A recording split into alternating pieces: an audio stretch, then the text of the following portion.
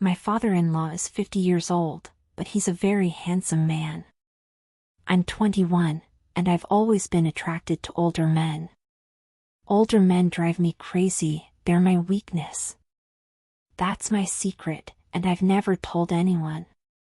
Men my age have never fully attracted me. They seem immature, insecure, always trying to prove something they don't yet have. Since I was 18, I've always looked at older men, the kind who know how to treat a woman, who have experience, who know how to listen. I never imagined that this would become the biggest problem of my life. When I started dating my boyfriend, everything seemed normal. He was attentive, affectionate, decent. He didn't treat me badly, he didn't cheat, he didn't do anything wrong.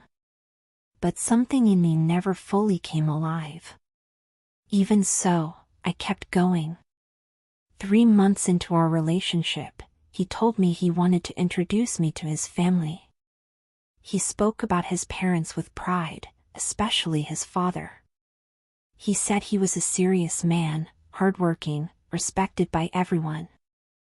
I listened without paying much attention. At that moment, I had no idea what was about to happen. The day I met them, everything changed. We arrived at his house and the door opened. It happened right there, in that exact second. His father was standing in front of me, tall, handsome, with a firm posture and a calm gaze. He didn't smile excessively or try to impress me. He simply looked me in the eyes, shook my hand, and said my name with a confidence that drove me crazy. I felt something I wasn't prepared to feel. And I knew it instantly. This wasn't right. During dinner, I tried to focus on anything but him, but it was impossible. He didn't speak much, but when he did, everyone listened. He didn't interrupt. He didn't need to raise his voice. Every gesture was deliberate. Every word carried weight. I watched him in silence, and the more I did, the more something became undeniable. He attracted me. In a dangerous way. I felt admiration, curiosity. It was that feeling of being in front of a man who knew exactly who he was. I felt guilty from the very first moment. He was my boyfriend's father. I was sitting there, pretending not to look at him, while inside my mind wouldn't stop racing. I wondered how someone like him could be so different from his son. How he could make me feel something no one else ever had. I tried to convince myself it was just a passing feeling, that it would go away. But it didn't. After that day, every visit became addictive. I went under the excuse of spending time as a family, but I knew the truth, I was going for him. To meet his gaze. To hear him speak. To feel that silent tension that no one else seemed to notice. He never did anything inappropriate. Not once. No improper comments, no obvious looks. And that, instead of calming me, made it worse. Because it wasn't vulgar, it was elegance, control, experience. I started comparing them without meaning to. My boyfriend talked about trivial things, going out, simple stuff. His father talked about projects, mistakes, lessons learned. When I spoke with him, I felt heard. He asked me questions. He didn't look at me as a young girl, but as a woman. And that disarmed me. It made me feel seen in a way I had never experienced before. Weeks passed. Then months. I tried to create distance, but I always found an excuse to stay a little longer, to help clear the table, to go to the kitchen, to be alone with him for a few minutes. Nothing ever happened. And at the same time, everything did. The tension was there. I knew it wasn't just me.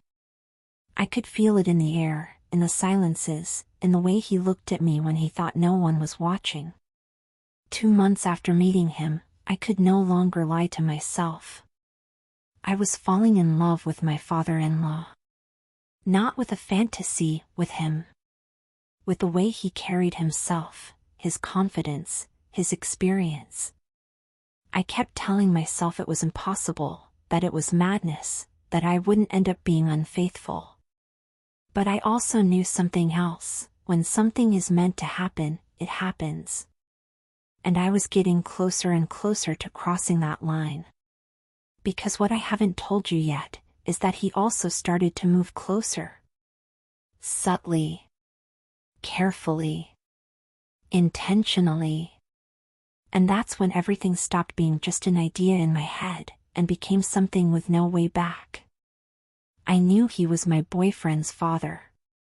I knew I shouldn't look at him that way. I knew it wasn't right. I repeated it to myself every time I saw him, as if saying it could erase what I felt. But it didn't work. Nothing worked. The more I tried to convince myself it was just a passing attraction, the stronger it became. It wasn't something immature anymore, it wasn't curiosity. It was something that unsettled me, something that made me feel out of place, even within myself. I started to notice something. Every day, I was less present with my boyfriend. It became harder to listen to him. Things that once felt normal began to irritate me. His comments sounded empty. His gestures, childish. I nodded, smiled, played the role of the girlfriend, but inside, I was far away. Very far. My mind was somewhere else. With someone else. With a different kind of man. And that distance kept growing, and I couldn't stop it. With his father, on the other hand, it was the opposite. Every conversation brought me closer to him. I felt understood. Valued. He spoke to me without underestimating me, without explaining life as if I knew nothing. He treated me like a woman, not like a young girl who still had everything to learn. And that left a deep mark on me. I wasn't looking for protection, I was looking for respect. And he gave it to me effortlessly. We never talked about what was happening. We never said it out loud. Everything unfolded in silence. But silence speaks too, and ours said far too much. There were moments when we both felt it, as if something was about to happen. I could feel it in the way I got nervous when he walked into a room, and how my heart raced when he spoke to me. I kept telling myself I had to stop. That I needed to set a boundary. That I couldn't keep going like this.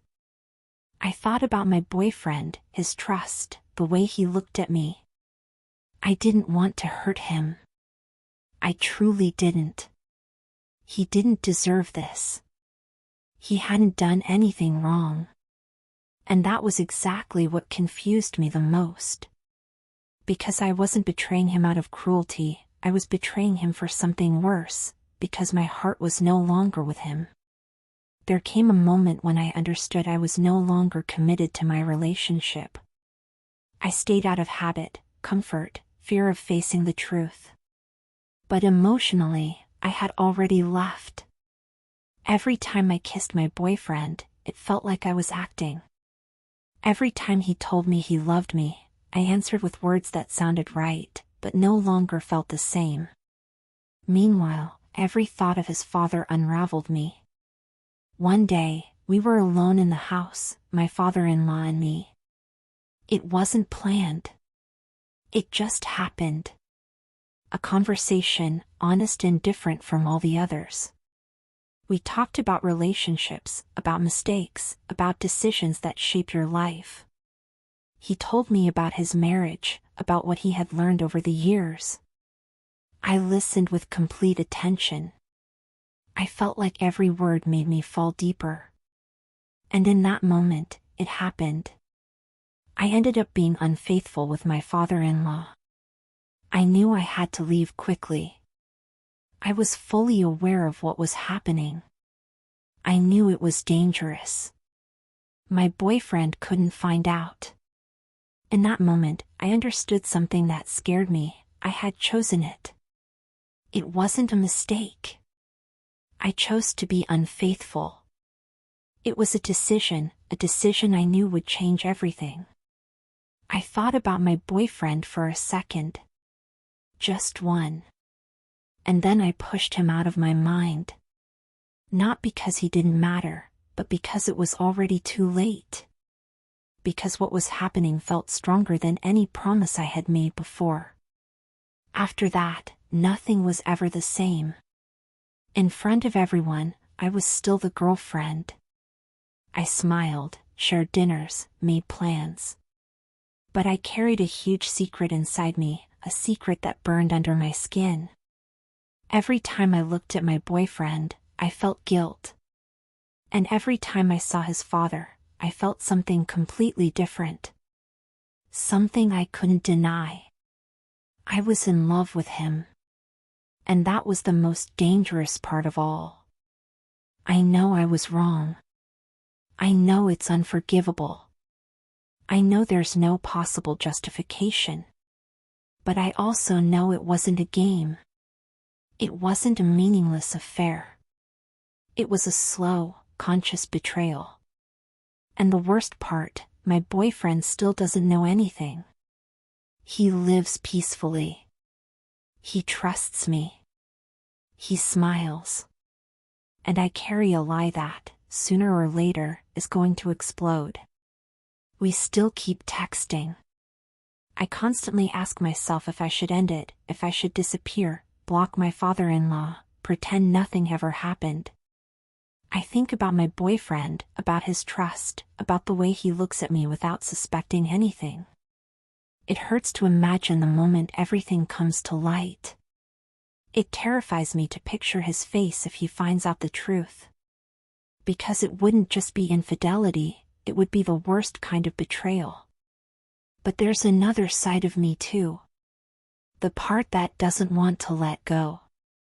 The part that feels trapped in something I never planned, but can't deny I'm drawn to. The part that knows every message is a ticking time bomb, and still replies anyway.